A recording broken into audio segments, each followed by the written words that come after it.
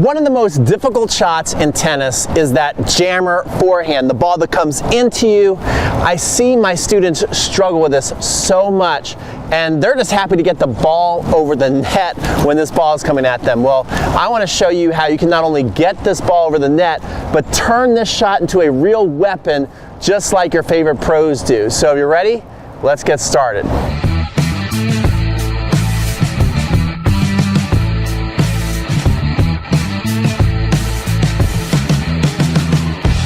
Okay guys, so I was giving a lesson this past weekend with one of my favorite students, and every time the ball was coming to her, she was having a lot of trouble, and she was making this one footwork pattern that I've seen over and over again from my students, and that's when the ball is coming to them, they actually step into the ball, and then when you're stepping into the ball, it feels really yucky, it feels cramped. You certainly feel no power on the shot. I'm going to have a couple come into me right now so you can kind of see what it looks like, and you might be able to identify and cringe and go, oh my gosh, that's me when that ball comes right at me. So watch this footwork pattern. This is what we don't want to be doing, okay?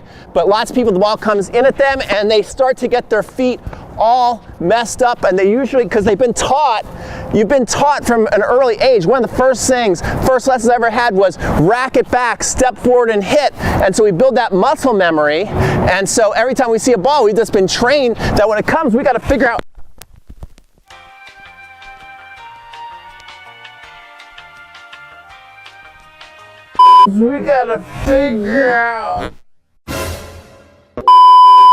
Okay guys, so you saw that blooper. That's why you don't want to do it, okay?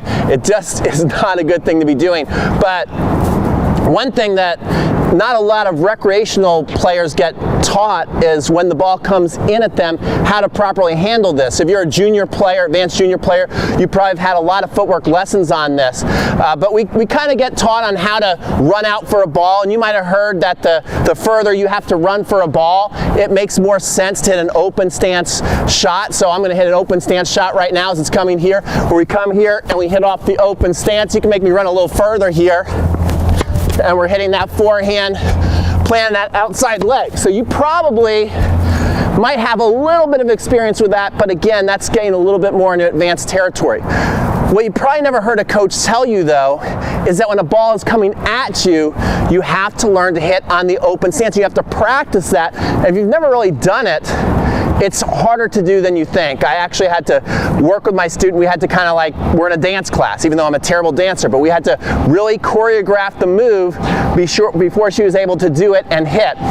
So let me show you what we first did. The first thing we did is I just had her be in a ready position, and then just practice a mini step out and hit. That's when the ball is coming at you, but it's not where you have to really dance out of the way too much. Just a little kind of jab move with your foot and hit. And that's one way to start getting away from the ball. Now, as the ball is coming at you, you kind of have to move further to get away from the ball.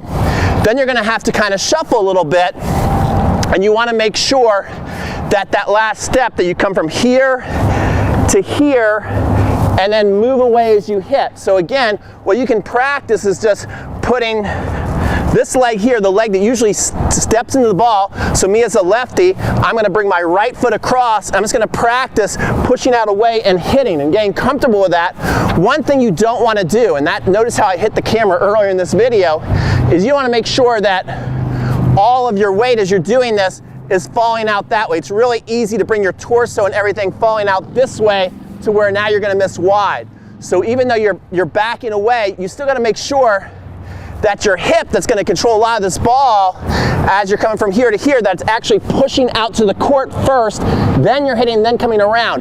If that hip just kind of moves with your step, you're going to end up hitting the ball way over there. You're going to break a camera like I almost did, and that's not a good thing. So again, you can just practice this by yourself, get super comfortable with it.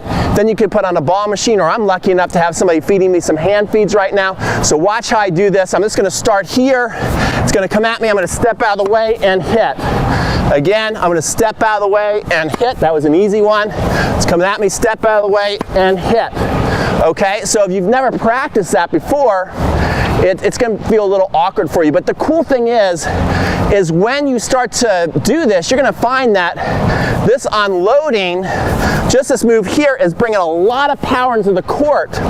And so it's actually going to give you some incentive that if you have a choice of a ball coming down the middle between taking a backhand and a forehand, when you get comfortable with this move, you're going to want to take the forehand, because you're going to find when you make this, whoops, leave attacking me, you're going to find that when you're making this move and you step away and you uncoil, it's going to release a lot of power. And then also, especially if you're playing doubles, that ball is going to be coming at your opponent like a boomerang. It's going to be coming, shooting at them like this.